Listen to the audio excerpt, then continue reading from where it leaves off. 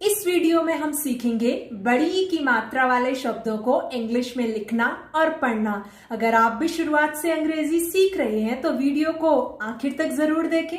Video पसंद आएगी तो वीडियो को लाइक जरूर कर देना। चैनल पे नए हैं तो लाल रंग के सब्सक्राइब बटन को दबाकर चैनल को सब्सक्राइब कर लेना। चलिए वीडियो स्टार्ट करते हैं।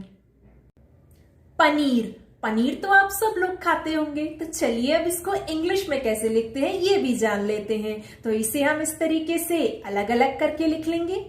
प न पे बड़ी की मात्रा, फिर है र। प को इंग्लिश में हम पी लिखते हैं तो यहाँ हम पी लिख देंगे। जब प बोल रहे हैं तो उसमें अ की ध्वनि आ रही है प, इसलिए हम पी के आगे ए लगा देंगे।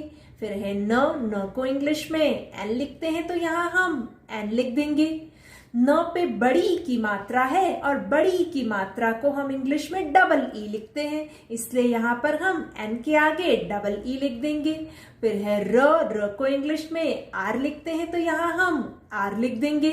तो ये बन जाएगा PANEER, पनीर। जीवन, तो इसे हम इस तरीके से अलग अलग करके लिख लेंगे। ज पे बड़ी की मात्रा, फिर व, फिर न। ज को इंग्लिश में हम जे लिखते हैं तो यहाँ हम जे लिख देंगे। ज पे बड़ी की मात्रा है और बड़ी की मात्रा को इंग्लिश में डबल ई लिखते हैं, इसलिए यहाँ पर हम जे के आगे डबल ई लिख देंगे। फिर है व को इंग्लिश में बी भी लिखते हैं और डब्ल्यू भी लिखते हैं, लेकिन यहाँ पर हम वी का इस्तेमाल करेंगे। तो ये चीज आपको अभ्यास के साथ आएगी, यानी जैसे जैसे आप प्रैक्टिस करेंगे तब आपको समझ में आने लगेगा कि कहाँ पर आपको वी लगाना है और कहाँ पर डब्ल्यू का इस्तेमाल होना है। फिर जब हम वो बोल रहे हैं तो उसमें ओ की ध्वनि आ रही है वो, इसलिए हम वी के आगे ए लगा देंगे। फिर है न को इंग्लिश में एन लिखते हैं तो यहाँ हम एन लिख देंगे। तो ये बन जाएगा JEEVAN, जीवन। रीमा, तो इसे हम इस तरीके से अलग अलग करके लिख लेंगे। र पे बड़ी की मात्रा, फिर म पे आ की मात्रा। र को इंग्लिश में आर लिखते हैं तो यहाँ हम आर लिख देंगे। र पे बड़ी की मात्रा है और बड़ी की मात्रा को इंग्लिश में डबल ई लिखते हैं, इसलिए यहाँ पर हम आर के आगे डबल ई लिख देंगे। फिर है म को इंग्लिश में एम लिखते हैं तो यहाँ हम एम लिख देंगे। म पे आ की मात्रा है, इसलिए यहाँ पर हम एम के आगे ए लगा देंगे। तो ये बन जाएगा REEMA, रीमा। भाजी, तो इसे भी हम इस तरीके से अलग अलग करके लिख लेंगे। भ पे आ की मात्रा, ज पे बड़ी की मात्रा। भ को इंग्लिश में BH लिखते हैं तो यहाँ हम BH लिख देंगे। भ पे आ की मात्रा है, इसलिए हम BH के आगे ए लगा देंगे। फिर है ज को इंग्लिश में जे लिखते हैं तो यहाँ हम जे लिख देंगे। फिर ज पे बड़ी की मात्रा है, लेकिन बड़ी की मात्रा आखिर में आ रही है, तो जहां पर भी बड़ी की मात्रा आखिर में आती है वहां पर हम आई का इस्तेमाल करते हैं, डबल ई हम नहीं लिखते हैं। तो यहाँ पर हम जे के आगे आई लिखेंगे। तो ये बन जाएगा BHAJI, भाजी। शाही, तो इसे भी हम इस तरीके से अलग अलग करके लिख लेंगे।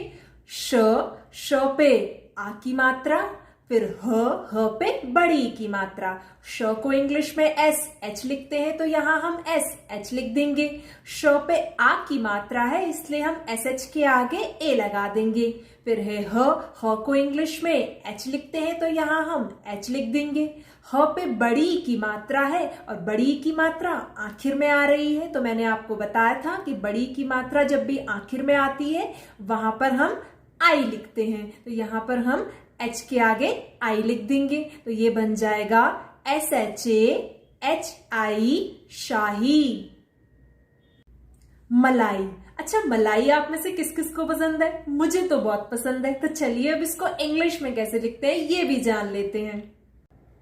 म को इंग्लिश में एम लिखते हैं तो यहाँ हम एम लिख देंगे। जब म बोल रहे हैं तो उसमें अ की ध्वनि आ रही है म, इसलिए एम के आगे ए लगा देंगे। फिर है ल को इंग्लिश में एल लिखते हैं तो यहाँ हम एल लिख देंगे। ल पे आ की मात्रा है इसलिए एल के आगे ए लगा देंगे। फिर है बड़ी और बड़ी आखिर में है इसलिए यहाँ पर हम आई लिख देंगे। तो ये बन जाएगा MALAI मलाई। वीडियो पसंद आ रही है तो वीडियो को लाइक कर दो और हाँ भर भर के कमेंट्स भी कर दो जिससे कि मैं और भी आपके लिए इस टाइप के वीडियोस बना पाऊं। तिवारी, तो इसे हम पहले इस तरीके से अलग अलग करके लिख लेंगे। त पे छोटी की मात्रा, फिर व पे आ की मात्रा, फिर र पे बड़ी की मात्रा। त को इंग्लिश में टी लिखते हैं तो यहाँ हम टी लिख देंगे। त पे छोटी की मात्रा है और छोटी की मात्रा वाले शब्द हम डिटेल में पिछली वीडियो में पढ़ चुके हैं, तो वहां मैंने आपको बताया था कि छोटी की मात्रा के लिए हम आई लिखते हैं, इसलिए यहाँ पर हम टी के आगे आई लिख देंगे। व को इंग्लिश में डब्लू भी लिखते हैं और वी भी लिखते हैं, लेकिन यहाँ पर हम डब्लू का इस्तेमाल करेंगे। तो ये चीज आपको अभ्यास के साथ आएगी, यानी जितना ज्यादा से ज्यादा शब्दों की प्रैक्टिस आप करेंगे तो आपको अपने आप धीरे धीरे आने लगेगा कि कहाँ पर आपको डब्लू लगाना है और कहाँ पर आपको वी लगाना है। तो यहाँ पर व पे आ की मात्रा है इसलिए यहाँ पर डब्लू के आगे हम ए लगा देंगे। फिर है र को इंग्लिश में आर लिखते हैं तो यहाँ हम आर लिख देंगे। र पे बड़ी की मात्रा है और बड़ी की मात्रा आखिर में आ रही है इसलिए यहाँ पर आई लगा देंगे। तो ये बन जाएगा TIWARI तिवारी। अब है मखनी, हाँ दाल मखनी वाला मखनी, तो इसे भी हम इस तरीके से अलग अलग करके लिख लेंगे। म को इंग्लिश में एम लिखते हैं तो यहाँ हम एम लिख देंगे। जब म बोल रहे हैं तो उसमें अ की ध्वनि आ रही है म, इसलिए एम के आगे ए लगा देंगे। फिर है ख को इंग्लिश में के एच लिखते हैं तो यहाँ हम के एच लिख देंगे।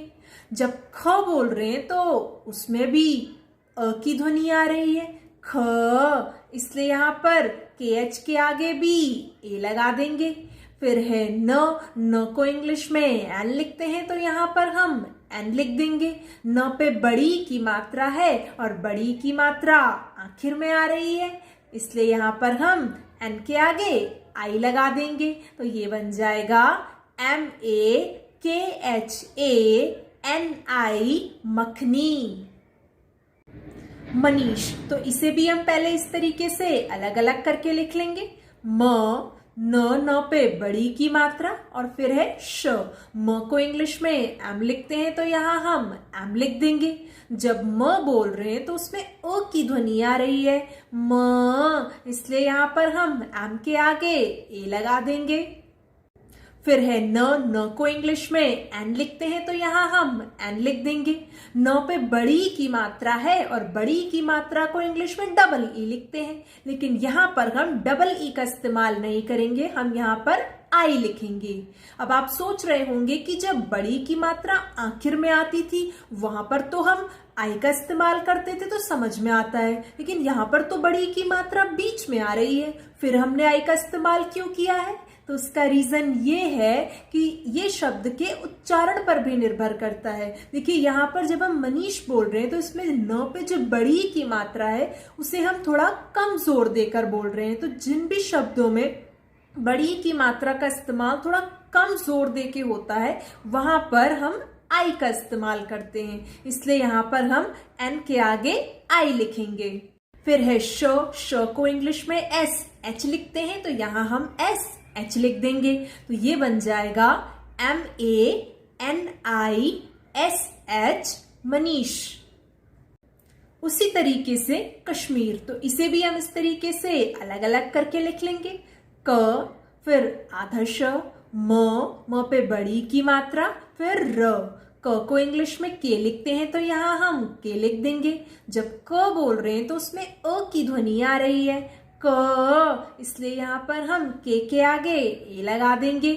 फिर है आधा श, पूरे श को हम एस एच ए लिखते थे तो आधे श के लिए हम एस एच लिखेंगे। फिर है म को इंग्लिश में एम लिखते हैं तो यहाँ हम एम लिख देंगे। म पे बड़ी की मात्रा है और बड़ी की मात्रा बीच में आ रही है, फिर भी हम डबल ई नहीं लगाएंगे, आई का इस्तेमाल करेंगे, सेम जैसे हमने मनीष में किया था। तो यहाँ पर भी जब हम कश्मीर बोल रहे हैं तो इस शब्द के आप उच्चारण पर ध्यान दीजिए। यहाँ पर जो म है, म पे जो बड़ी की मात्रा आ रही है उसमें हम थोड़ा कम जोर दे रहे हैं, तो इसलिए यहाँ पर हम एम के आगे आई लगाएंगे। फिर है र को इंग्लिश में आर लिखते हैं तो यहाँ हम आर लिख देंगे, तो ये बन जाएगा KASHMIR कश्मीर। यहाँ पर पूरे होते हैं हमारे बड़ी की मात्रा वाले शब्द। यहाँ तक अगर आपको कोई भी डाउट या कोई भी प्रॉब्लम है तो आप मुझे नीचे कमेंट करके पूछ सकते हैं। वीडियो पसंद आई हो तो वीडियो को लाइक जरूर कर देना, चैनल को अभी तक सब्सक्राइब नहीं किया हो तो सब्सक्राइब कर लेना, और हाँ, वीडियो को सभी के साथ शेयर जरूर कर देना जिससे कि बाकी लोगों की भी हेल्प हो सके।